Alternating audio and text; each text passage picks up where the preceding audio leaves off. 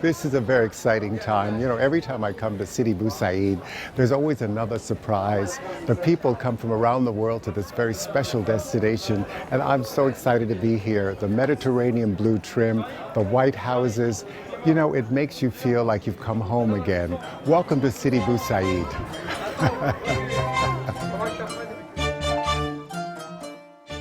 Sidi Bou Said, next to Carthage, a blue and white village overlooking a wonderful marine landscape. As I walk through these cobblestone streets, I discover Sidi Bou Said and their wonderful decorated doors of blue Mediterranean. Sidi Bou Said is filled with lots of Mediterranean blue doors and windows throughout the village. The village of Sidi Bou Said, loved by artists, blends simplicity and class. Its cobblestone streets and alleys abound with whitewashed buildings and beautiful Mediterranean-colored studded doors and ornate iron grills.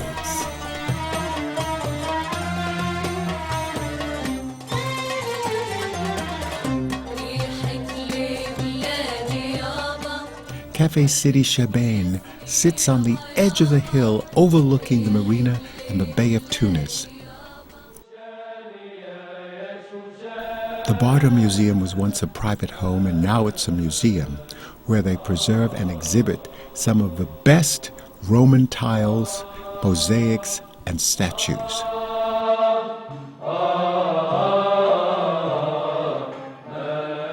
This mosaic bath sits in the Bardo.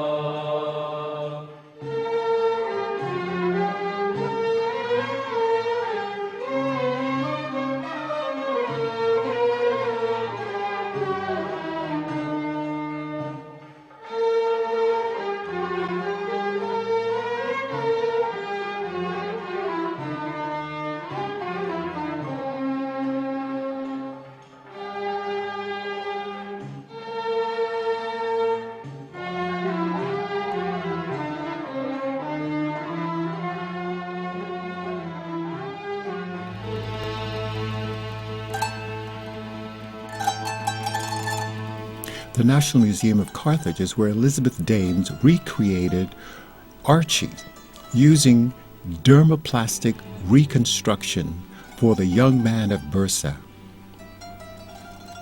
When a Tunisian farmer stumbled upon a 6th century BC grave in 1994, he probably never thought he would one day be able to look into the eyes of a 2,500-year-old man whose skeleton he had discovered, standing 6 feet 6 inches tall.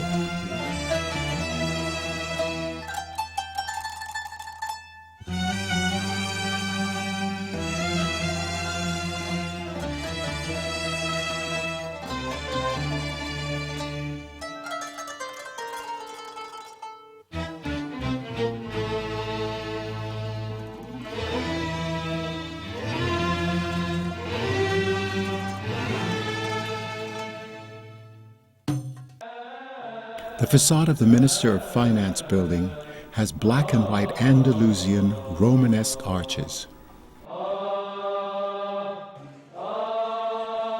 The Medina has very narrow streets.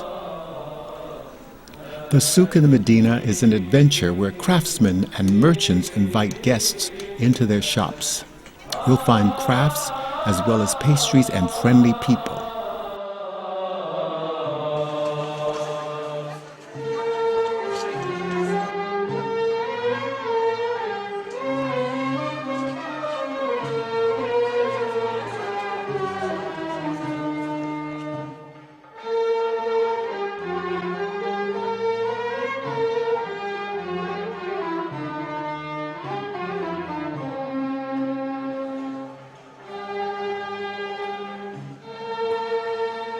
The Mosque of Yusuf Dey is a Turkish mosque from the 17th century.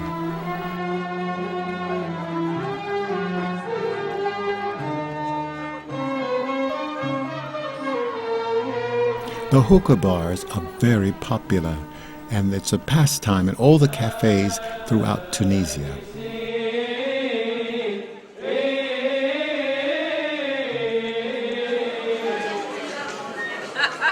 My name is Gemma. I'm a Swiss Tunisian writer, and I would like to say that we are really proud to have now in America a president like Obama. We would never believe that in my whole life that could happen in America. So I think after Bush, this is the first main nice things. The Medina has very narrow streets. We're on top of the world at Dar Medina, and this is a wonderful boutique hotel. We're overlooking the city. We are in the heart of the Medina, actually, and the name is Dar Medina, the house of the Medina.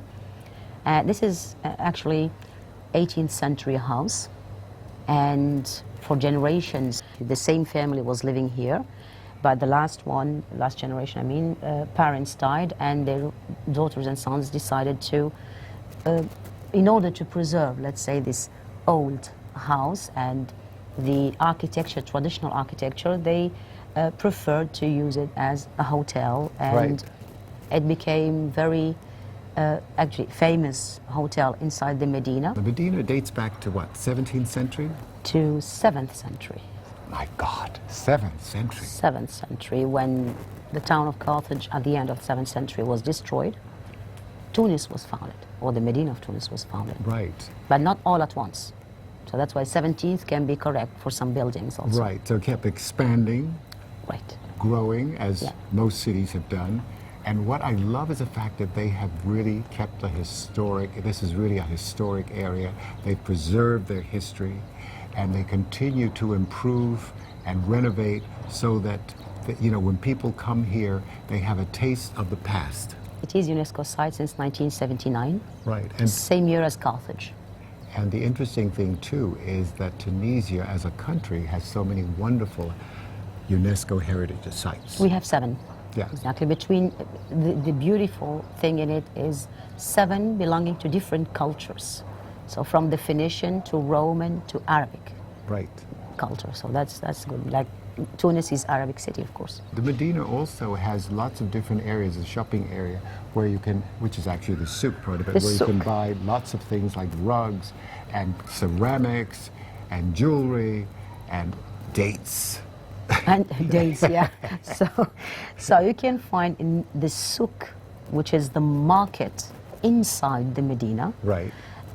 Well, big part or a part of it is tourist, and souvenirs, and a part of it is where Tunisians daily go to for shopping. You can also get lost in the souk, because if you're not familiar, that's why it's good to have a guide. That's the point. That's the point, because after the city wall, the second defense line is the plan of the Medina itself. Right. You have, in all Medinas, you find one central street between two extremities of the town, which is the marketplace, the souk.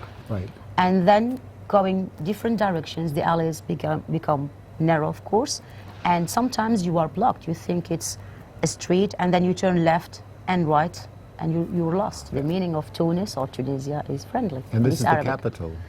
Well, originally it's the name of the town where we are. Right. And then from 13th century, it became the name of the whole country or the kingdom at that time. Right. Well, I can't wait to get down and go to our favorite restaurant and have this wonderful lunch. Yeah, And yeah. To have all these great memories and great food, and on the beautiful ceramics at Dar El Jalb. And it's just such a beautiful little palace that everyone should go and have that expensive lunch. Oh my God. Dar or Jalb, dinner. yeah? Yes.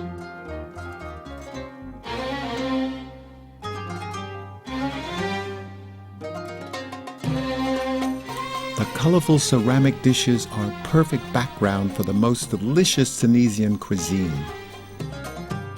Palaces have been converted into fancy dining experiences like Dar El Jalb.